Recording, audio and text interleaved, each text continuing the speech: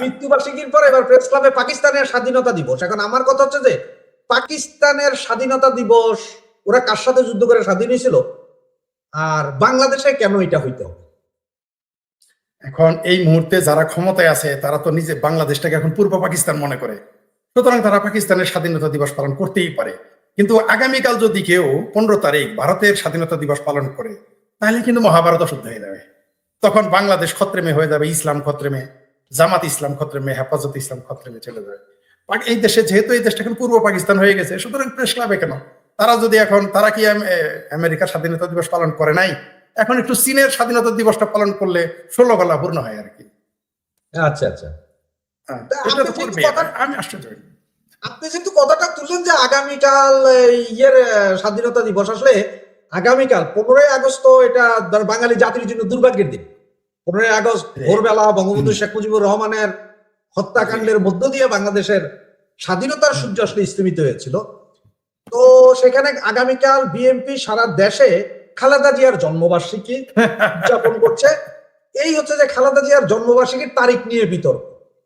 Corona পরীক্ষার marksheet 5ই September 1946, marriage certificate 4 August 1944, পুরাতন পাসপোর্ট 5 আগস্ট 1946, বর্তমান পাসপোর্ট 15 আগস্ট 1946, কোভিড-19 টেস্ট রিপোর্ট 8 মে 46, প্রধানমন্ত্রীর শপথের রেকর্ড 19 আগস্ট 47। এখানে কোনটা মিথ্যা? তো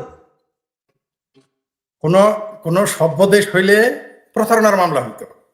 পৃথিবীতে যে কোনো দেশে এফিডেভিট করে একটা বদলাইতে পারেন যে আমার ভুল হয়েছিল, তখন মনে ছিল না, কিন্তু সরকারি চাকরিতে কিন্তু এফিডেভিট চলে না। মানে অরিজিনাল সরকারি চাকরিতে, এটা তো জানেন, হ্যাঁ চলে না এফিডেভিট। তো তারপরেও ধরে নিলাম একবার ভুল হইতে পারে, কিন্তু একটা মানুষের 5 বার ভুল হয় কোনোদিন, তাহলে সেই পুরনো গল্প কয় মিছা কথা কবি কবি গপ্প করবি করবি, মিছা কথা কাজকে মিছা কথা না করলে গপ্প হইলো। একটা মানুষ 5 বার জন্মিছে, মানে খালেদা জিয়া কে এবং বিএনপি কে নিচে না, মানে এরাই বিএনপির টাইনা নিচে না হবে। মানে এই ইয়ার কি একটা মানুষের 5টা জন্মদিন, এটা একটা ফাত্রামি। বাংলাদেশের প্রেক্ষিতে যদি ওই দিন ধরে নিলাম খালেদা জিয়ার জন্মদিন, তারপরে সেই দিন কিন্তু যদি তারা মানে সুসভ্য হইতো, সুশিক্ষিত হইতো, সেই দিন তারা হয়তো সাদামাটা ভাবে পালন করতো, অথবা পালন করতোই না, যে আমরা এই দেশের স্বাধীনতার স্থপতির আদর্শকে, তার সম্মানে আমরা এই জন্মদিন পালন করব না, যদি এটা সত্য হইতো। এটা তো বদমাইশি করেছে যে 95 সালের পরে থেকে শুরু করছে। আগে তো কোনোদিন আমরা শুনি নাই যে তার 5 আগস্ট জন্ম তারিখ, আমি তো দেখি নাই কোনোদিন। আপনি কি 91 সালে খালেদা জিয়ার 5 আগস্ট জন্মদিন পালন হইতে দেখছেন? না। তাহলে তো বুঝাই দেয় এগুলা কারা করছে, কেন করছে। তো এগুলো তারা তো করবেই। তারা প্রথমে আপনার পাকিস্তান দিবস পালন করলো, তারপরে জিন্নার জন্মবার্ষিকী পালন করলো, তারপরে জিন্নার মৃত্যুবার্ষিকী পালন করবে, তারপরে এখন পাকিস্তান দিবস পালন করবে। খালেদা জিয়ার এদের জন্য তো 15 তারিখ এদের জন্য ঈদ, জন্মদিন একটা তো বাহানা লাগবে। তো খালেদা জিয়ার নাম নিয়ে শুরু করে দিল, সমস্যা কি? তবে এটা করার মাধ্যমে প্রমাণ করে দিল যে এই বাংলাদেশটা পূর্ব পাকিস্তানি হয়ে আছে। না, তাহলে ওনার যে 15 তারিখে ওনার জন্মদিন, আমিও মাইনা নিলাম যে 15 আগস্ট ওনার জন্মদিন, তাহলে উনি যে প্রধানমন্ত্রী হওয়ার সময় শপথের সময় যে তারিখটা দিয়েছিলেন সেইটা যদি মিথ্যা হয়, তাহলে তো ওনার শপথ ভঙ্গ করলেন উনি তো প্রধানমন্ত্রী থাকতে পারেন না। পুরাই 420 কেস। বাংলাদেশের যদি কোনো সরকারি চাকরিজীবী এরকম করতো, এতক্ষণ তার চাকরি চলে যেত, তার জেল হইতো 420 হওয়ার দায়। আর নেতারা এটা করলে লজ্জায় তার মাথা হেঁটে হয়ে যাওয়ার কথা, জাতির কাছে ক্ষমা চাওয়ার কথা, যে আমি জাতির সাথে জন্ম তারিখ নিয়ে বাটপারি করেছি, মাপ চাওয়ার দরকার। তারপরেও জাতি মাফ করবে কিনা সেটা পরে। এখন কি বলবো, এই দেশে তো দলান্ধ, এই দেশে যেমন ধর্মান্ধ রয়েছে তেমন দলান্ধ রয়েছে। আপনি কাকে কি বোঝাবেন? লজ্জাও নাই। কত বেহায়া হলে একটা মানুষের 5টা জন্ম তারিখ, আবার সেটা আবার তারা প্রচার করে, সেটা আবার একটি দল প্রচার করে যে 91 সালে তিনি কোন তারিখে, তিনি কোন জন্ম তারিখ, তো তার তো প্রত্যেকটা নির্বাচনের আগে তো তার জন্ম তারিখ লিখতে হয়েছে। মানে এদের লজ্জাও নাই। মানে রাজনীতি করতে হলে ঠাড়া পড়া মিথ্যা কথা না বললে আপনি রাজনীতিবিদ হইতে পারবেন না। এগুলো হচ্ছে তার প্রবলেম। এগুলো ফাত্রামি ছাড়া আর কিছু না, জন্মদিনের নামে ফাত্রামি।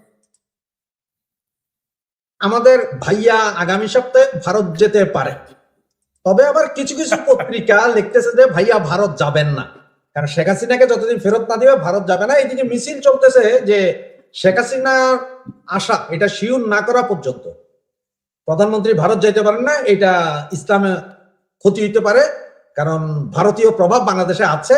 সেই জায়গায় ভাইজান আজকে পাইপলাইনে ভারত থেকে এলো 82 লাখ লিটার ডিজেল। দিল্লি না ঢাকা, ঢাকা না দিল্লি। আমার ভাবির পোলারা এখন কোথায়? সাংঘাতিক ইলিয়াস কোথায়, যার রক্ত পিপাসিটি? তারপরে যে প্যানিক ভট্ট আপনার প্রতিবেশী, সে এখন কোথায়? পিনাকি। তারপরে যে কি ডাল ভোলাম তারে কোথায়? তারপরে রাশেদ কোথায়? তারপরে যে ভিপি নুরা এখন তার গণরিয়া পরিষদ দল থেকে ভেগে এখন বিএনপিতে যোগ দিয়েছে, মন্ত্রী হয়েছে, সে এখন কোথায়? দিল্লি না ঢাকা মিছিল করবে না? বললামই তো, এই দেশের মানুষের লজ্জাও নাই, যারা যারা এই যে পাকিস্তান পেয়ারা পাকিস্তান এবং ভারত বিরোধী, এদের ন্যূনতম হায়া নাই, লজ্জা নাই। বলবে কি কিছু হলে, টাকা দিয়ে কিনছি, মাগনা কিনছি কি? টাকা দিয়ে তোমার পাকিস্তান থেকে আনো। পাকিস্তান থেকে কিনতা, পাকিস্তান থেকে কিনো, তুরস্ক থেকে কিনো, ইরানে যাও, না করছে গে? বুঝছেন?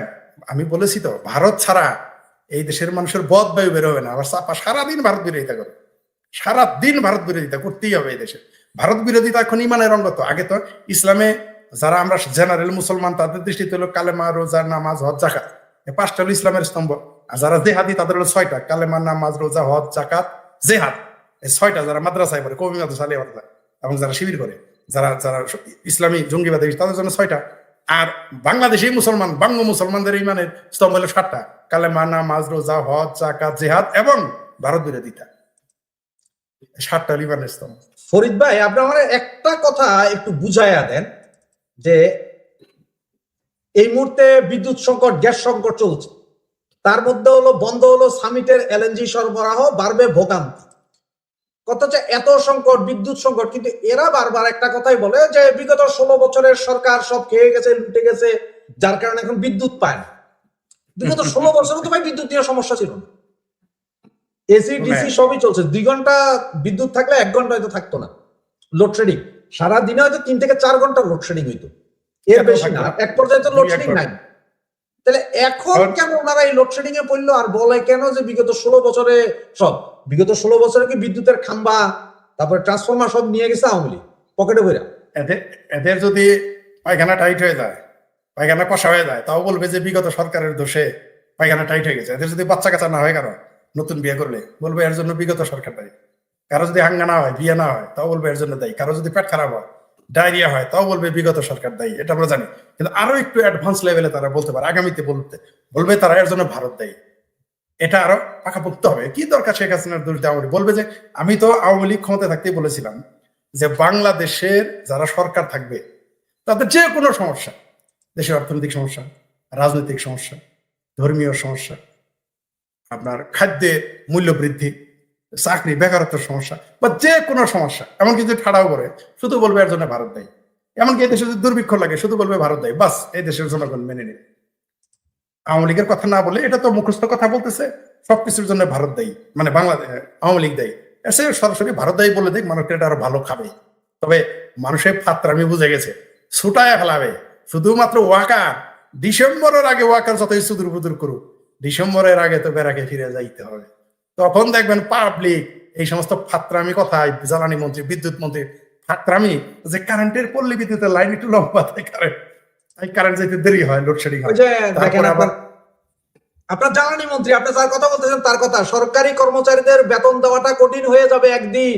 বিদ্যুৎ প্রতিমন্ত্রী বলেন ভাই। সুবহানাল্লাহ, সুবহানাল্লাহ, সুবহানাল্লাহ। যখন আমরা 1 বছর আগে বলছিলাম যে এই দেশের অর্থনীতি কলাপস করবে, তখন আমাদের ভারতের দালাল, শেখ হাসিনার দালাল, রয়ের দালাল, হিন্দুর দালাল, বিজেপির দালাল, ইহুদির দালাল কত কথাই না বলিল। এখন না আমাদের কথাই না বিদ্যুৎ মন্ত্রী বলতেছে, এই কথাগুলোই তো আমরা বলছি। এখন এটাও কি, এখন বলবে যে এটাও শেখ হাসিনার দোষ, এটাও আওয়ামী লীগের দোষ, এটাও ভারতের দোষ, বললে চালায় দিক, সমস্যা নেই, চালায় দিক। সবই দোষ এখন নন্দগোপ, সবই দোষ এখন। বললামই তো, মক্কাতে যদি ঠাড়া পড়ে, তাও এরা বলবে যে আওয়ামী লীগের দোষ। ইরাকে যদি ঠাড়া পড়ে, বলবে আওয়ামী লীগের দোষ। মোটামুটি বিএনপির, জামাত, হেফাজত, ভাবির পোলাদের যদি আত্মীয় স্বজনের বিয়ে শাদী না হয়, তাও বলবে এটা আওয়ামী লীগের দোষ। মানে আপনি এখন যা কিছু করতে, ফজর নামাজ যদি কাজ হয়, তা বলবেন আওয়ামী লীগের দোষ, কোনো সমস্যা নেই। মোটামুটি কবরের আজাবে গিয়ে এই মুহূর্তে যদি বিএনপি, জামাত, হেফাজত, মনাই পীর, চামড়া নাই পীর, চামড়া ছাড়া পীর সহ আমার ভাবির পোলাদের আত্মীয় স্বজন যদি মারা যায়, কবরে গেলেও বলবে না যে মান রাব্বুকা, মান দিনুকা, মান নবিউকা। এটা ইসলামের পরিভাষায় 3টা প্রশ্ন, আর উত্তর দিবে আওয়ামী লীগ। মান দিনুকা, আওয়ামী লীগের দোষ। মান নবিউকা, আওয়ামী লীগের দোষ। মান রাব্বুকা, আওয়ামী লীগের দোষ। বলছে তোর তো তুই নামাজ পড়স নাকি, আওয়ামী লীগের দোষ। তুই হজ করস নাকি, আওয়ামী লীগের দোষ। তুই পাপ করছস কে, আওয়ামী লীগের দোষ। তুই আগাম কুকাম করছস কে, তুই ব্যভিচারী করছস কে, কি শেখ হাসিনার দোষ। কবরে আজাবে গিয়ে তারা এগুলোই বলবে, নিশ্চিত থাকেন কবরে গিয়ে এগুলো বলবে। এক ভাই কমেন্টস লেখছে আবারও বন্ধ হলো বড়পুকুরিয়ার বিদ্যুৎ কেন্দ্রে 1 নং ইউনিট। জি জি, এটা এটা বন্ধ হলো, এটা কবে নাগাদ ঠিক হবে তাও জানে না। জি ভাই আপনার ভাবির ছেলের একটা রিপোর্ট এই মাত্র পাইলাম, আমাদের আরেক বোন পাঠাইছে। জি দেখেন, তারেক রহমান ভারত যাওয়ার আগে যেন আমার মরণ হয়, জর্জি সালম। সার্ভিস মলম শুনে আমি বলছি তো, বাংলাদেশের বাঙ্গুদের ইমানের স্তম্ভ 7টি, ইসলামের স্তম্ভ 7টি, কালেমা, নামাজ, রোজা, হজ, জাকাত, জিহাদ ও ভারত বিরোধিতা। এরা তো ইসলামের, এদের তো ইমানের অঙ্গ হইতে হবে, ভারত বিরোধিতা করতেই হবে, নয়তো হবে কি, উপায় নেই তো তাদের, কারণ এদের পুঁজি তো ভারত বিরোধী। কিন্তু ভারত থেকে 8 লাখ লিটার যে তেল আনলো, খুব ভালো লাগতেছে। 82 লাখ, জি 82 লিটার তেল এই আনলো, এটা আবার খুব ভালো লাগতেছে আমার ভাবির পোলা। বলেছি তো যে আমেরিকার সাথে পাঙ্গা নিলে বাংলাদেশ 3 বেলার জায়গায় 2 বেলা খাইতে পারবে, মধ্যপ্রাচ্যের সাথে পাঙ্গা নিলে 3 বেলার জায়গায় 1 বেলা খাই বাঁচতে পারবে। ভারতের সাথে পাঙ্গা নিলে এই বাংলাদেশের বাঙ্গু পাঙ্গু ভাঙ্গুরা যতই চাপা মারুক চিঙ্গুবাম, আর যতই বিএনপি, জামাত, হেফাজত, ভাবির পোলারা, চামড়া নাইপির চামড়া সারি যতই ফালুর ফুলুর করুক, একেবারে না খাই মারা যাবে ভারতের সাথে চাপা মারলে। 82 লাখ ফেরত দেখ না, লজ্জাও করে না এদের। এই যে ভারত ছাড়া চলে না, আবার ভারত বিরোধিতা, মানে এদের হায়া বলতে কিচ্ছু নাই। এই ভাবির পোলাদের, এই জামাত, হেফাজত, এই ন্যাশনাল কটকটি পার্টি, এই যে বাংলাদেশের যে ভাবির পোলা যারা আছে, জুলাই সন্ত্রাসী, এদের হায়া বলতে কিচ্ছু নাই। কেন এটা যায় বলতে পারো, সেটার মুহূর্তে যদি কোলায়, তাহলে সার্ভিস মলমের যায় বলেন যে 82 লাখ লিটার তেল নিমু না ভারত থেকে, এটা বলার মুহূর্ত দেখি ওর কত আছে। ও তো দূরের কথা, ওর মায়ের ভাতারের হবে না, তারেক রহমানের ক্ষমতা নাই। ভাই এটা তো অকল্পনীয় হইতেছে। আপনি কথা বলতেছেন, একের পর এক বিভিন্ন পত্রিকার ফটোকার্ড আসতেছে। দেখেন নিউজ টাইম, তারেক রহমান যদি ভারত যায় তাহলে আমি সবকিছু ফাঁস করে দিব, নাহিদুল ইসলাম। তাড়াতাড়ি কাহিনীটা আমরা জানি এদের এত ভয় কি? শুনেন এদের তো প্যালপিটেশন বেড়ে গেছে, এরা জানে যে এইবার এরা ধরা খাবে, সব তো ধরা খাবে। আচ্ছা আমার বোধ হয় নেট, আমার ডিভাইসের সমস্যা হতেছে, আমার ল্যাপটপটার সমস্যা, আমি একটু চেঞ্জ করি, সমস্যা হচ্ছে আমার এখানে, একটু চেঞ্জ করতেছে, আমাকে 2 মিনিট 3 মিনিট সময় দেবেন প্লিজ। হ্যাঁ হ্যাঁ, অবশ্যই অবশ্যই অবশ্যই অবশ্যই। দর্শক শ্রোতা মন্ডলী একটু অপেক্ষা করুন, ওনার ল্যাপটপ ডিভাইসের সমস্যার কারণে ফরিদ ভাই চেঞ্জ করছে। 1 মিনিটের ভিতরে বা 2 মিনিটের ভিতরে ঢুকে যাবে। এর ভিতরে আপনাদেরকে যে ছবিগুলো আমরা দেখিয়েছিলাম, সেই ছবিগুলোতে দেখলেন যে সার্জিস, নাহিদ এরা সব পাগল হয়ে গেছে। এরা যে আসলে কি করবে বা কি হইতে যাচ্ছে সেটাই তারা হয়তো বুঝে উঠতে পারতেছেন, যে কেন বর্তমান পরাধীন মন্ত্রী বা চুক্তিভিত্তিক প্রধানমন্ত্রী উনি ভারত যাচ্ছেন, এটা তারা সহ্য করতে পারতেছে। আর এই সহ্য করতে না পারার কারণেই তারা শুরু করেছে ফাঁস করে দিব, আত্মহত্যা করে ফেলবো, মইরা যাব। আসলে আপনাদের কি মনে হয় এগুলো সব কি? তার কারণ হচ্ছে যে জননেত্রী শেখ হাসিনা যখন ঘোষণা দিয়ে দিলেন যে উনি আসবেন ডিসেম্বরের ভেতরে, বিজয়ের মাস ডিসেম্বর, সেটা নিয়ে কি ভীত নয়? বা 15ই আগস্ট আওয়ামী লীগ তো কোনো বড় আন্দোলনের ডাক দেয়, বা 15ই আগস্ট বড় ভাবে যে আমরা ঢাকা শহর ঘেরাও করে করবো, তেমন কি কোনো কিছু বলেছে? এরপরে কেন হঠাৎ করে গোপালগঞ্জ থেকে শুরু করে সারা দেশে এত বড় নিরাপত্তা? কেন আবার 32 নম্বরকে ঘিরে রাখতে হবে? ওই 32 নম্বরে যায় কি ওইখানে যায় কি বোমা ফুটাবে, এই প্রেসার কুকার বোমা? তা তো না। তাহলে কেন, কি কারণ? এই সবকিছুই আপনারা বুঝতে পারবেন আস্তে আস্তে আস্তে আস্তে। এত তাড়াতাড়ি হয়তো কিছু বুঝতে পারবেন না, কালকেই সবকিছু বুঝবেন তাও না, হয়তো 2-4-10 দিন লাগবে, বা 15 দিন, 1 মাস লাগবে। তো প্রতিদিনই চমক ঘটছে, প্রতি ক্ষণেই চমক ঘটছে। বাংলাদেশের প্রতি সেকেন্ডে বাংলাদেশের পাবলিক 360 ডিগ্রি অ্যাঙ্গেলে, বাংলাদেশের পাবলিক না আসলে, এটা মূলত হচ্ছে যে বাংলাদেশের যেই মৌলবাদী জনগোষ্ঠী আছে তাদের মধ্যে ভয় ধরে গেছে, তারা প্রচন্ড ভয়ে আছে তাদের। এখন আপনারা কি দেখেন, এই যে আমেরিকা থেকে নৌবাহিনীর প্রধান আসছিল, যে টমাহক মিসাইল মাইরা 160টা শিশু ইরানে হত্যা করেছিল, ওই ভদ্রলোক যখন আসছে বাইতুল মোকাররমের সামনে কোনো মিছিল মিটিং দেখেছে? বা তারে মারার জন্য হতো মুসলমান মারছে না?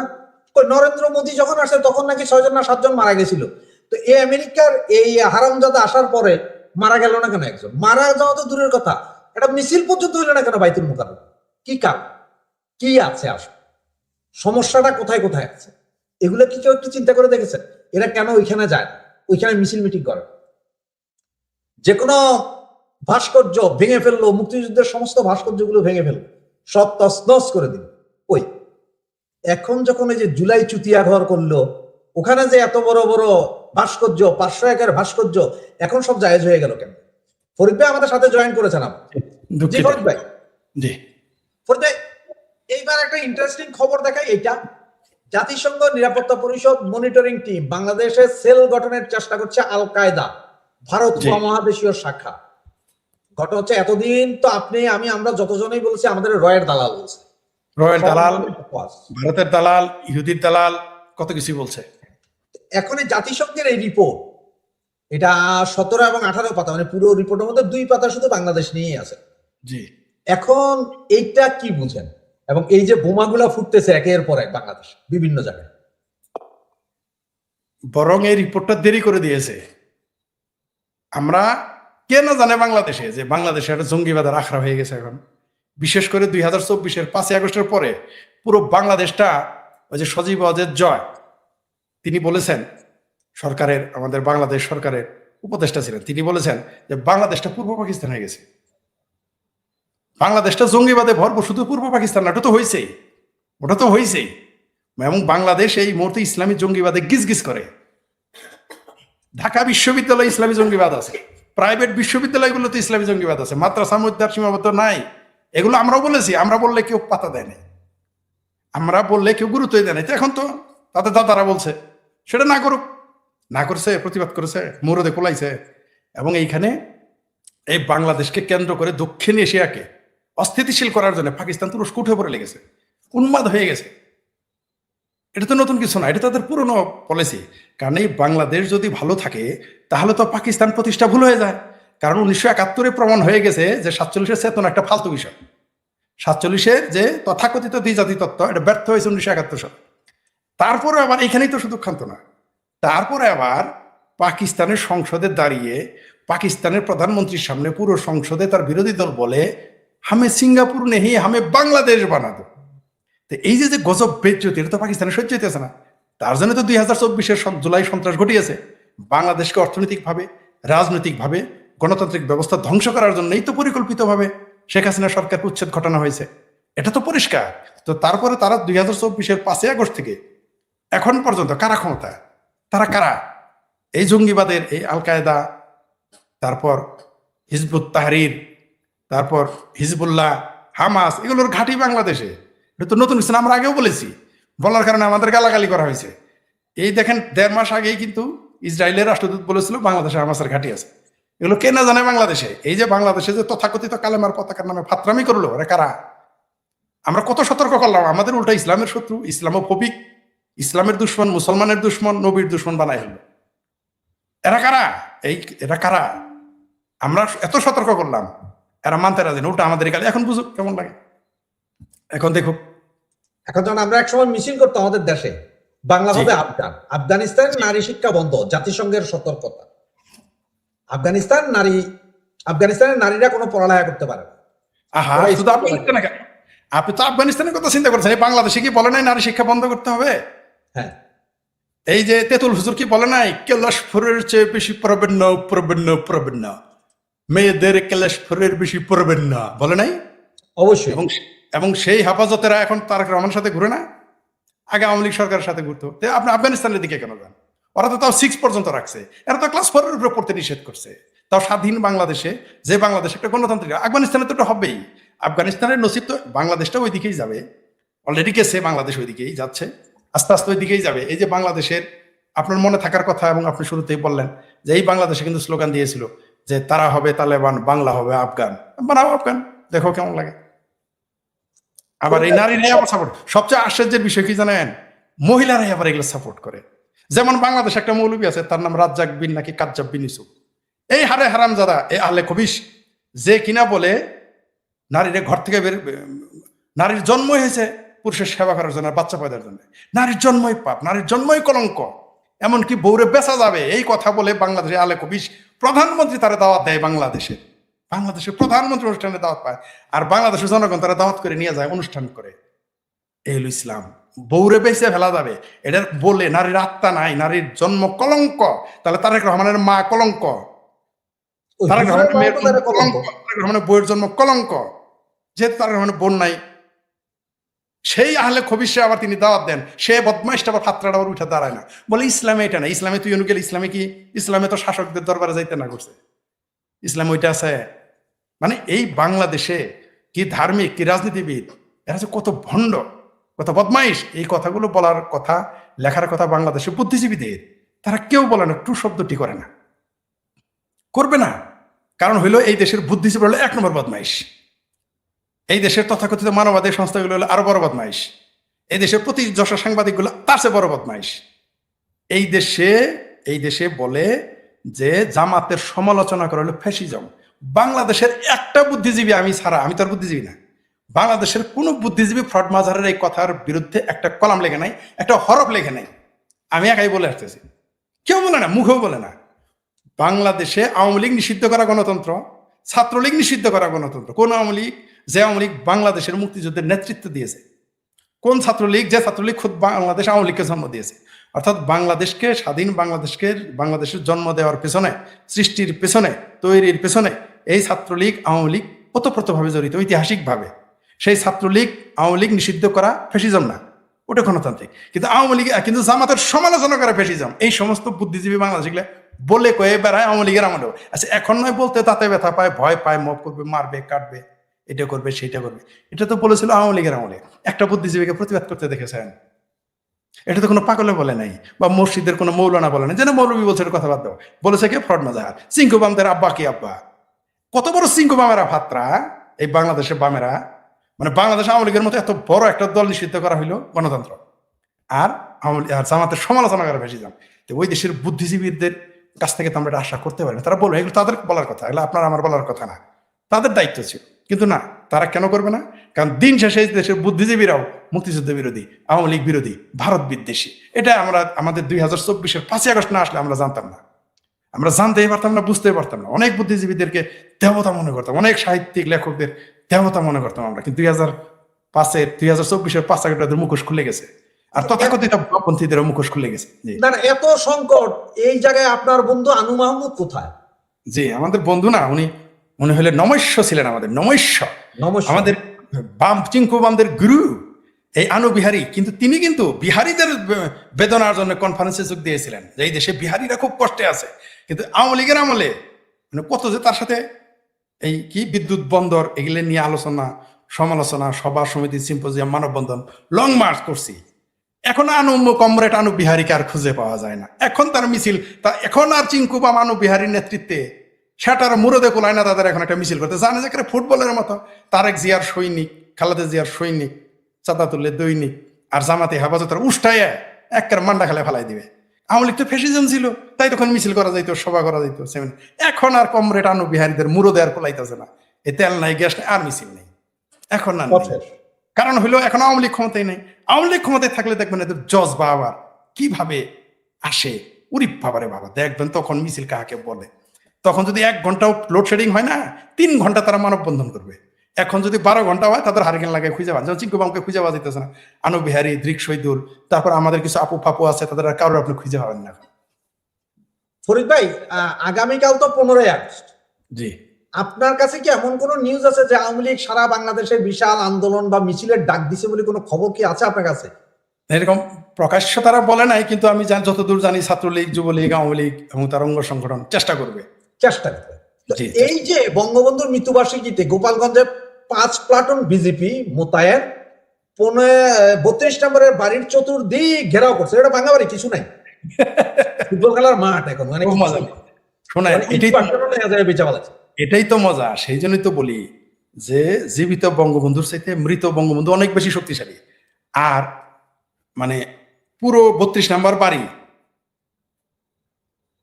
32 নম্বর বাড়ির চাইতে ভাঙা 32 নম্বর বাড়ি আরো বেশি শক্তিশালী, আবার প্রমাণ হয়ে গেছে। তার জন্য এদের দেখেন কয়দিন পরে নেটো বাহিনী এনে ঠেকাইতে হবে।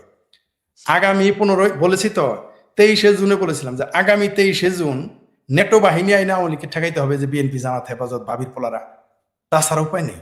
ওই আর্মি দেওয়ার কাজ হবে না, বিজিবি পুলিশ দেওয়ার কাজ হবে না, ওয়াকার বাহিনী দেওয়ার কাজ হবে না, মোল্লা মিলিটারি আর আওয়ামী লীগকে ঠেকাইতে পারে না। 71-ও পারে নাই, 71-ও পারে না। আওয়ামী লীগ তার শত্রু চিনতে একটু ভুল করেছিল এই বিগত 2 বছরে, প্রায় এরা চিনে ফেলেছে। এই 23-24 মাসে আওয়ামী লীগ এখন তার শত্রুকে চিনে ফেলেছে, বুঝে ফেলেছে, আর তারা সাথ দিবে না। বললামই তো, এরা এখন ওখানে বিজেপি পাঠাবে, গোপালগঞ্জে পাঠাবে, তারপর 32 নম্বরে পাঠাবে। ভাঙা বাড়ি একবার ভাঙে নাই, কয়েকবার ভাঙছে। ভাঙা বাড়ির এই এত ডর, ভাঙা বাড়ি এত ডর কেন? ভাবির পোলারা না বললো কবর তুলে ফেলবে, গোপালগঞ্জ খাইয়ে ফেলবে, গিলে ফেলবে। যারা ভারতে গিলে ফেলে, 7 সিস্টার খাইয়ে ফেলে, দিল্লি খাইয়ে ফেলে, তো তারা গোপালগঞ্জ গিয়েছিল না? এবার তো মুরদে কোলাইলো না। আমার ভাবির পোলাদের সেটার মুরদ আর কোলায় নাই। আর্মি নিয়ে আবার যাওয়ার সেটার মুরদে কোলায়, জানে যে এবার আর্মি সহ রেখে দেবে। ওইবার তো 5 জন মইরা এদের ঠেকাইছে। এইবার যে সব ট্যাঙ্ক আমানের তো পালায় আসতে পারছিল গোপালগঞ্জকে। এইবার যদি গোপালগঞ্জ আমার ভাবির পোলা ট্যাঙ্ক আমার সহ গোপালগঞ্জের লোকজন, আমরিকে লোকজন নিয়ে চলে যাইতো, তাই যায় নাই। তাই তাদের যে মামু আকার অনুমতি দেয় নাই, জানে যে বিপদে পড়বে। ফরিদ ভাই, একটা জিনিস, এই যে নিজ দলের তোপের মুখে দেশে ফেরা নেপালের সাবেক প্রধানমন্ত্রী, ওনাকে ব্যাপক সংবর্ধনা দিছে নেপালবাসী। ওনার পতনটা মেটিকুলাস ডিজাইন আমেরিকায় করাইছিল, নেপাল, শ্রীলঙ্কা, বাংলাদেশ এগুলো সব। উনি এভাবে ফিরে আসলেন, এ থেকে বঙ্গু মোমেনের কাছে কি শিক্ষা পৌঁছাইতে পারে? বঙ্গমোমিনেরা কোনোদিনই শিক্ষা নেয় না, ভবিষ্যতেও নিবে না, কোনোদিনই নেয়নি, নিবেও না। কিন্তু পৃথিবী জেনে গেছে কি ঘটতে যাচ্ছে সামনে। নেপাল হচ্ছে গণতান্ত্রিক রাষ্ট্র, তারা তুলনামূলক অন্যান্য দেশের চাইতে দক্ষিণ এশিয়াতে শান্ত একটা দেশ, শান্তির দেশ। তাদের যে কোনো আন্দোলন গণতান্ত্রিক আন্দোলন হতে পারে, আবার তারা তাদের দেশের সাথে তারা বোঝাপড়া করে, এটা তাদের মানে সংস্কৃতি। এই দক্ষিণ এশিয়ার মধ্যে নেপাল হচ্ছে সবচেয়ে শান্তির দেশ, তো সেইখানে এটা হবে। কিন্তু বাংলাদেশ তো সবচেয়ে অশান্তির দেশ। সারা পৃথিবীতে বলেছে যে দক্ষিণ এশিয়ার মধ্যে ঢাকা হচ্ছে সবচেয়ে অনিরাপদ শহর। আর সরাসরি জাতিসংঘই বলে দিয়েছে। এর আগে ইসরায়েলের রাষ্ট্রদূত বলছে বাংলাদেশে হামাসের ঘাঁটি আছে, এবার খোদ জাতিসংঘ বলছে আল কায়দা আছে। তো সুতরাং এই দেশের সাথে আপনি একটা পৃথিবীর অন্যতম শান্তির একটা দেশের সাথে বাংলাদেশের তুলনা করলে তো চলবে না। আমি গবেষণা করে দেখেছি, পৃথিবীতে দরিদ্র রাষ্ট্রের মধ্যে নেপাল একমাত্র শান্তির দেশ, যেটা ইউরোপে অনেক দেশে এত শান্তি নেই। আপনি একটা কথা বলতেছেন, অনেকেই সেম কথাটা বলতেছে, যেমন জাতিসংঘের রিপোর্টেই বলতেছে আল কায়দা। আমার কথা হইলো যে অনেকে এখন আলোচনা করতেছে যে প্রথমে আপনার ইসরায়েলের রাষ্ট্রদূত বলছে আমাদের এখানে হামাস আছে, ইসরায়েলের রাষ্ট্রদূত। দ্বিতীয়ত আবার আপনার ইয়েরা কি বলে রয়ের চিফ এরা ঘুরে গেল বাংলাদেশে, তার আগে সার্জিও করাইলো, এরপরে উনি গেল ভারতে যায়, সার্জিও করার আবার কথাবার্তা। এইদিকে সবকিছু মিলে এখন এই রিপোর্ট, আমেরিকা আসলে তার যাবে কোন দিকে? এই আইএস তো আমেরিকার সবচেয়ে বড় দুশ্মন, আল কায়দাও তার দুশ্মন। হ্যাঁ, তাইলে এটা এখন আমেরিকা কোন পথে যাবে? আমেরিকা সাইজ করবে, আমেরিকার যা কাজ করার তা করবে। আজ পর্যন্ত যারা আমেরিকার সাথে প্রীতি করছে সব সোজা হয়ে গেছে। মাশাআল্লাহ, আমার ভাবির পোলারও সোজা হয়ে যাবে, এই সরকারও সোজা হয়ে যাবে। আমি বলেছিলাম তো যে এই আওয়ামী লীগের সাথে ভারতের সাথে আমেরিকা আবার সম্পর্ক পুনঃস্থাপন হবে, হচ্ছে না? কারণ তারা বুঝতে পেরেছে, আমেরিকা বুঝতে পেরেছে যে বান্দর মাথায় তোলা যাবে না। তো তারা তো এই বান্দরদের নিয়ে আসছিল তাদের স্বার্থ হাসিলের জন্য, চুক্তি করে ফেলেছে, চুক্তি শেষ। দেখলো যে বান্দর যদি বেশি দিন কাঁধে থাকে তাহলে তাদের ক্ষতি আরো বেশি হবে। এই দেশটা মৌলবাদে এই 2 বছরে বাংলাদেশে একটা, আপনার মনে থাকার কথা, জাপানের মতো দেশ, তারা সাধারণত কোনো রাজনীতি নিয়ে কোনো দেশ নিয়ে নাক গলায় না। সে জাপানের পত্রিকা আসছিল এই যে আদম ব্যাপারী ইউনুস ক্ষমতায় আসার পরে, যে বাংলাদেশ হলো দক্ষিণ এশিয়ার টাইম বোমা। এটা তো আজকে নতুন যে ইসরায়েলের রাষ্ট্রদূত বলেছে তা তো না, আগে এই 25 সালেই জাপান বলেছে যে এটা হলো দক্ষিণ এশিয়ার টাইম বোমা। তারপরে রাষ্ট্রদূত এটা বলেছে, ইসরায়েলের রাষ্ট্রদূত। তারপরে জাতিসংঘ খুদ বলেছে মুরদ থাকলে জাতিসংঘের তথ্য বাতিল করুক, তারা সেটা ডিনাই করুক মুরদ থাকলে। আর এগুলো তো আমরা আগেই বলে আসছি। পুরো বাংলা শুনেন, বাংলাদেশে গিয়ে মাদ্রাসা এমনি বানানো হয়েছে। আচ্ছা, সকালে জমি কিনে পরের দিন গাঁথনি শুরু করে 1 মাসের মধ্যে ফাউন্ডেশন শেষ, 3 মাস 4 মাসের মধ্যে 3 তলা বিল্ডিং হয়। এমনি আপনি কি মনে মানুষের 10 টাকা 5 টাকা 20 টাকা চাঁদা দিয়ে হয়ে যায়, আর পিছনে তো একটা পৃষ্ঠপোষকতা আছে। আর এই যে ব্যাঙ্গের ছাতার মতো গিজ গিজ করে মাদ্রাসা, স্কুলের এখন মাদ্রাসা বেশি। প্রত্যেক গ্রামে কিন্তু একটা স্কুল নাই, কিন্তু প্রত্যেক গ্রামে 2টা 3টা 4টা করে মাদ্রাসা আছে, আরো বেশিও আছে। হ্যাঁ, তাইলে এখন আপনি কি বুঝেন এর ভবিষ্যৎ কি? এই মাদ্রাসা কোন কাজে খাটবে? এদের জঙ্গিবাদী ছাড়ার কোনো কাজে খাটবে?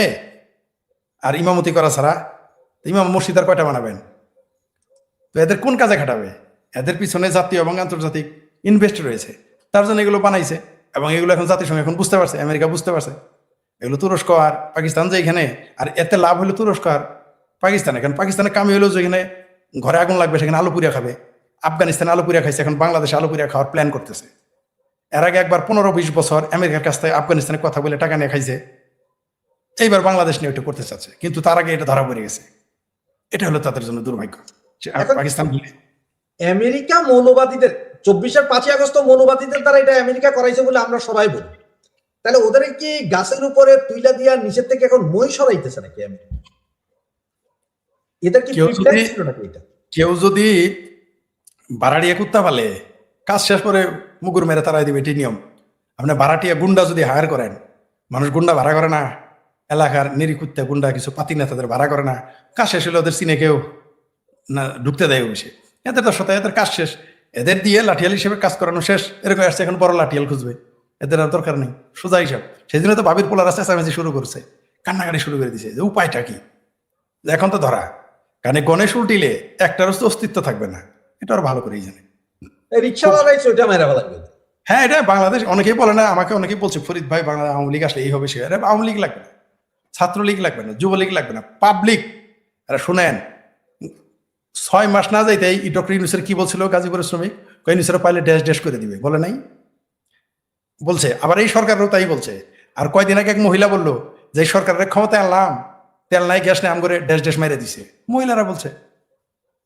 আজকে শারমিন রহমানের একটা ইন্টারভিউ শুনছিলাম। শারমিন রহমান নিশ্চয় চিনেন, আমেরিকায় থাকে উনি। জননেত্রী শেখ হাসিনার যে প্রেস ব্রিফিং হয়েছে সেখানে উনি প্রশ্ন করছিলেন, ওনার কথা উনি যেভাবে কথাটা বলছেন আমি ঠিক ওইভাবে বলি, যদিও আমরা এখানে সবাই বলে যে উনি লাল বদর ছিলেন, প্রোফাইল লাল করছেন, এটা ওনার ব্যাপার, এটা আলাদা প্রসঙ্গ। হ্যাঁ, ওইটা আলাদা ব্যাপার না, ওইটাই বলতে যে ওনার যে ঠিক, আর আমি ধরে নিলাম যে উনি অরিজিনাল লাল বদর। কিন্তু ওনার আজকের যে কথাটা আমার কাছে সবচেয়ে অবাক লাগলো, উনি বলতেছে কেন জানি আমার কাছে কান্না পাচ্ছিল যে ওনারা প্রশ্ন করার সময়, নেত্রীকে প্রশ্ন করার সময়, তো আমার সারা শরীর কাঁপছিল, কান্না পাচ্ছিল। আর এই শেখ হাসিনা কথা শোনার পরে যদি এই অবস্থা হয় বর্তমানে, তো উনি চেহারা দেখাইলে বাংলাদেশের না জানি কি অবস্থা করবে এই বাঙালি জন। বাংলাদেশের জনগণ আওয়ামী লীগ ফাওয়ামী লীগ বুঝতেছে না, ওরা বুঝতেছে শেখ হাসিনা আসুক। এবং উনি বলতেছে আমাদের ভাই আওয়ামী লীগ দরকার না, আমাদের এক শেখ হাসিনার দরকার, আমার দেশ বাঁচতে হলে আমরা বাঁচতে হলে শেখ হাসিনাকে দরকার। স্বাভাবিক। কি বলবেন? শুনেন, এটাও আমি বলেছিলাম যে যেই দিন জননেত্রী শেখ হাসিনা অডিও থেকে ভিডিওতে আসবে, বাংলাদেশে বিপ্লব হয়ে যাবে, তার দেশে আসতে হবে না, বিপ্লবী সরকার হিসেবে তিনি বাংলাদেশে আসবেন, তো বলেছি অনেক আগেই। তো আপনি যেটা বললেন জননেত্রী শেখ হাসিনা জনপ্রিয় হয়ে গেছে এর জন্য নয় যে ছাত্রলীগ খুব ভালো কাজ করছে, যুবলীগ তাদের গিয়ে সহযোগিতা করছেন, তা না। কারণ ছাত্রলীগ যুবলীগ তো ঘর থেকে বাড়াইতে পারে, জনসেবা করবে কখন? তারা নিজেরাই তো দৌড়ের উপরে, তাদের জেলে মারে, জেলের বাইরে মারে, ঘরে মারে, এমনকি সরাসরি যারা ছাত্রলীগ যুবলীগ করে তারা সরকারের সমালোচনায় বাড়ি ঘরে গিয়ে হুমকি দিচ্ছে, বাপ মায়ের মেরে ফেলার হুমকি দিচ্ছে, তাদের পরিবার নারীদের ধর্ষণ করতেছে নিয়মিত, এটা আমরা দেখতেছি। তো কেন এখন শেখ হাসিনা তারপরে জনপ্রিয় গেল? কারণ দেশে গ্যাস নাই, বিদ্যুৎ নাই, আপনার সার নাই, কয়দিন পর সার থাকবে না, তারপর চাকরি নাই, ব্যবসা নাই, বিনিয়োগ নাই। ওই যে শেখ হাসিনার দোষ দিয়ে আপনি গ্যাসের কাশে কি আর পাত রাখে? কাশে তো ভাই পাত রাখবে না, আমাদের জামালপুরের কথা আছে। তো ওইগুলো চাপা মারলে হবে যে দেশে বিদ্যুৎ নাই আওয়ামী লীগ দেয়, দেশে চাকরি নাই আওয়ামী লীগ দেয়, দেশে সার নাই আমার ছাত্রলীগ দেয়। এগুলো চাপাতে পাবলিক বুঝবে, পাবলিক সুদূর বুদুর মানবে না। পাবলিক বলবো খেতে এখন আবাদ করবো, গ্যাস দাও, সার দাও, ঘরে ভাত রান্না করবো, গ্যাস দাও, না পাইলে পাবলিক যা করে তা করবে। সেই জন্যই তো পাবলিক মনে করেন জননেত্রী শেখ হাসিনা যে বাংলাদেশে আসলে ঘোষণা তো এমনি দেয় নেই, তারও তো খোঁজ খবর নেওয়ার লোক আছে, তারা তো তাকে জানাইছে।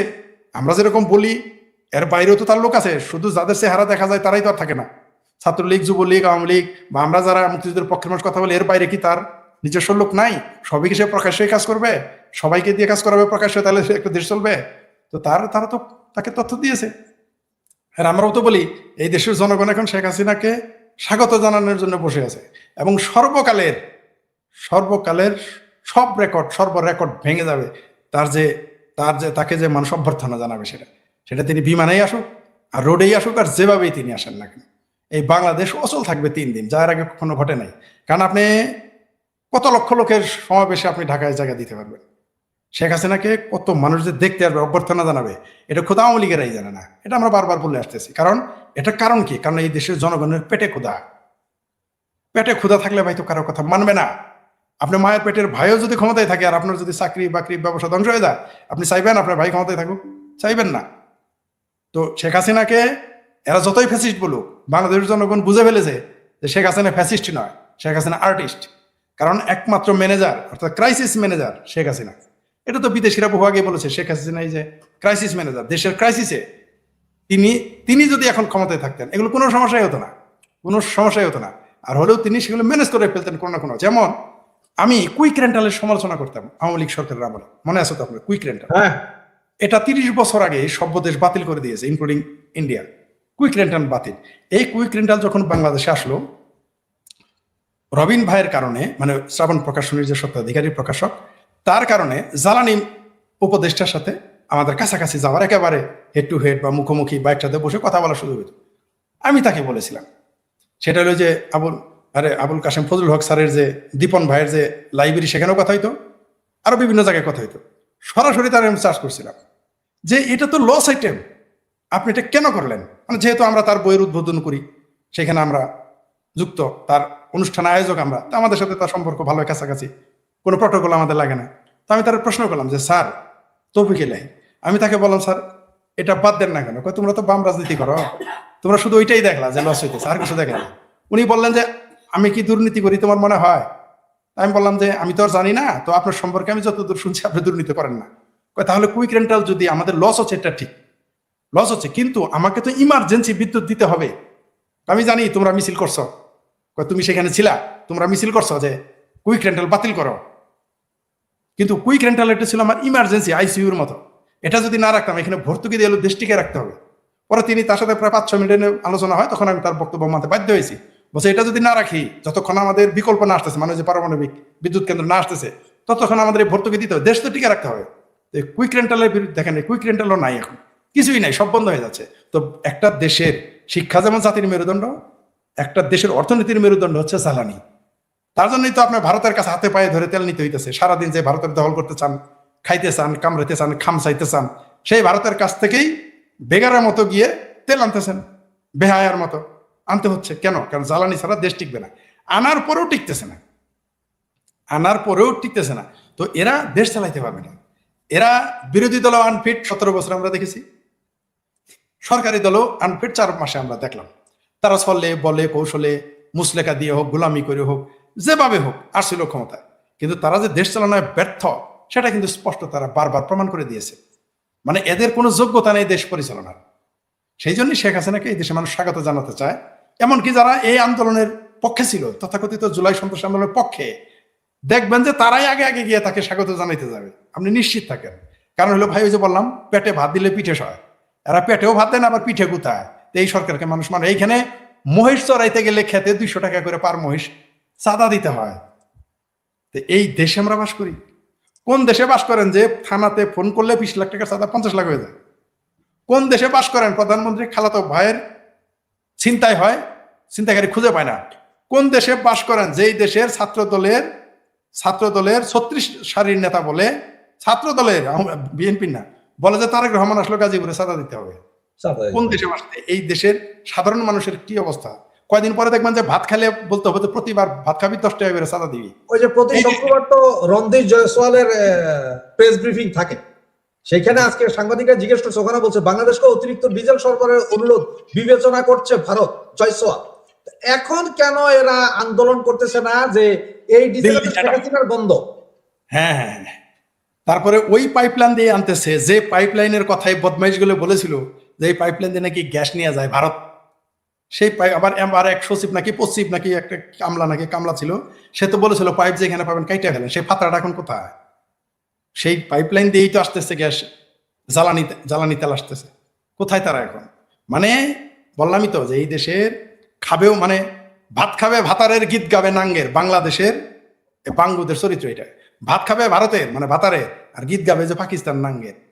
তাছাড়া এদের চরিত্রটাই। কিছু নারী এরকম থাকে, যেমন আমি এক মেয়েরে দেখতাম, সে সারাদিন তার দুলাভাইয়ের প্রশংসা করে। তাই বলে, এই মেয়ে তুমি বিয়ে বইছো অমুকের কাছে, সারাদিন দুলাভাইয়ের প্রশংসা করো, এটা কোন ধরনের ফাতরামি? আরে এতই দুলাভাইয়ের প্রশংসা তাহলে তুমি তোমার বোনের খেতাইতে তুমি যা হাঙ্গা বসো। কিছু মানুষ এরকম থাকে আর কি, খাবে একজনের, গীত গাবে আরেকজনের। ভাত খাবে ভাতারের, গীত গাবে নাঙ্গের। এই বাংলাদেশে বিএনপি, জামাত, হেফাজত, চামড়া নাই পীর, চামড়া ছাড়া পীর, চিঙ্গুবাম, এরা ভারতের ছাড়া এক কদম চলতে পারবে না, কিন্তু সারাদিন ভারত ঘুরেই থাকবে। আচ্ছা ফরিদ ভাই, আমরা তো বারবার বলতেছি বিভিন্ন ইয়ে তো দেখা যাচ্ছে যে সরকারের ভিতরে কেমন জানি একটা কাঁপুনি আছে।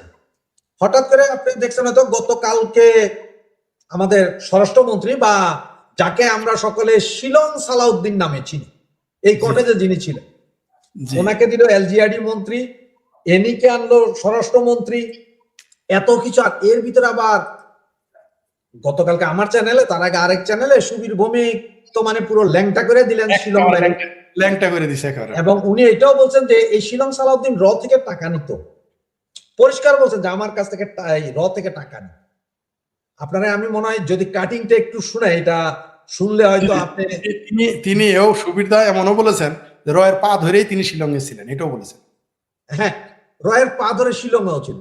তো এই সব কিছুর অবস্থা মিল্লা আসলে চলতেছেটা কি ভাই বাংলাদেশে, আসলে কি? ঝড়ের পূর্বাভাস, ছোট ছোট যখন দেখবেন বাতাস গরম হয়ে যায়, ঠান্ডা হলে কি যে ঠান্ডা পড়তেছে, তো বাতাস গরম কি ঝড় হবে, সোজা হিসাব বাংলাদেশের রাজনীতিতে ঝড় শুরু হয়ে গেছে। এগুলো তার সিমটম।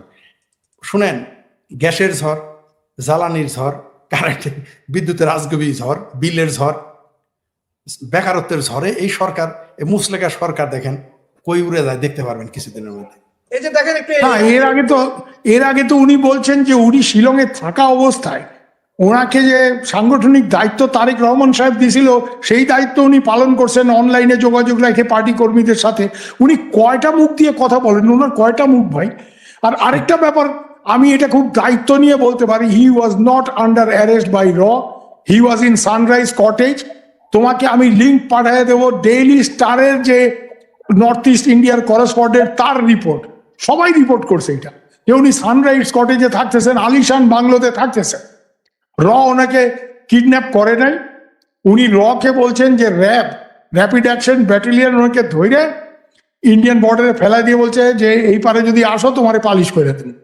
এবং হি ওয়াজ মিটিং জার্নালিস্ট। আমি দায়িত্ব নিয়ে বলতেছি, নর্থ ইস্ট নিউজের অনির্বাণ রায় তাকে ইন্টারভিউ করছে, কতজন ভারতীয় সাংবাদিক তাকে কি ইন্টারভিউ করছে। So he is an absolute liar. সে যদি এই কথা বলে থাকে যে তাকে র তুলে নিয়ে গেছিল, সে কারোর সাথে যোগাযোগ রাখতে পারে না, একটা সময় তো সে নিজেই বলছে যে উনি তারেক রহমান ওনাকে যে দায়িত্ব দিয়েছিলেন সেই দায়িত্ব উনি পালন করতে সক্ষম, সাথে পার্টি কর্মীদের সাথে যোগাযোগ রক্ষা করছেন, পার্টির অন্য নেতাদের সাথে যোগাযোগ রক্ষা করছেন। ওনার কয়টা মুখ দিয়ে কথা বলে। হ্যাঁ, আর সেন্সার টেন্সার উনি করতে পারেন, কিন্তু he was never a prisoner in India. He got bail. র যদি তাকে অ্যারেস্ট, এই যে শুনছেন, হি গট পে। জি জি জি, এটা তো পরিষ্কার। শুনেন, একটা মানুষ একটা বাংলা কথা কইতে পারেন, উনি বলছে যে কয় মুখ দিয়ে, আমরা এটা কইতেন যে পুন্দে আর মুখে কথা কয় কিনা, ইজ্জত রাখছে। জি জি জি, একটু ইজ্জত রাখছে আর কি, কারণ মানির মান পাহাড়ের সমান এক কোদাল গেল আর কি, এক কোদাল গেল ছাড়া। শুনেন, রাজনীতিবিদ মানেই ফাত্রা এবং মিথ্যুক প্রমাণ হয়ে গেছে। শিলং সালাউদ্দিন 7 বছর একটা দেশে থাকলো, আর ভারতের দালাল বলে আমাদের।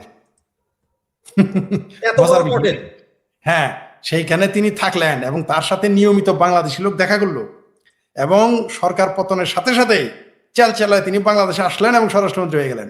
তারপরেও ভারতের দালাল আমরা, তিনি না। এরপর আবার ওনার ওয়াইফও কিন্তু দেখা করছেন, এটা জানেন? জানি, এর ওয়াইফ আর পরিবার লোকজন দেখা করছে। পরিবারের লোকজন, ওনার ওয়াইফ ওখানে থাকতেন, খাইতেন, জামাইয়ের সাথে শুইতেন। এখন দোষ কিন্তু এরপরও কেমন উনি গুম থাকলেন, এই যে ওনার ওয়াইফের নিউজ। এদের এই অবস্থা হঠাৎ করে কি হইল? শিলংকে কি বাদ দেওয়া হইতেছে নাকি অন্য কোনো কিছু? থাকতে দেখেন, খেলা দেখতে থাকেন। সমাজদার গেলে ইশারাবি কাফি, অনেক কিছু জানলেও বলা যায় না টেকনিক্যাল কারণে। যেমন সুবিধা আরো কিছু জানে, সঙ্গত কারণে তিনি বলতে পারেন নাই।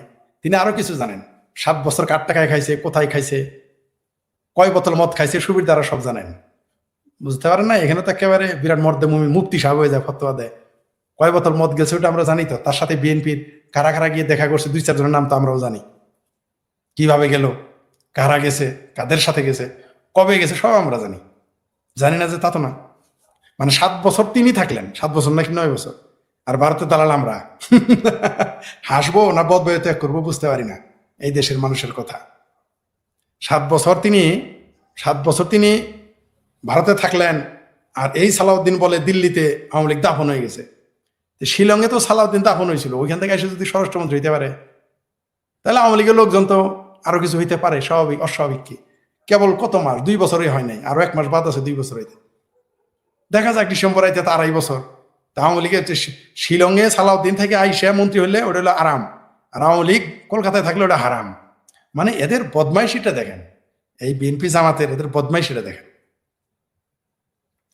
রোজার খলিলের পররাষ্ট্র উপদেষ্টা বানানো আরাম, ইউনুসের প্রধান উপদেষ্টা বানানো আরাম, যার বাংলাদেশে পাসপোর্টই নেই। এই কথা বলার জন্য কলিমুল্লাহ স্যারকে জেলে রেখে দিয়েছে। অথচ কলিমুল্লাহ স্যার জুলাইয়ের 24-এর সন্ত্রাসী আন্দোলনের পক্ষে তিনি ছিলেন, লালবদর ছিলেন, তারপরও তারা জেলে উঠে রাখছে।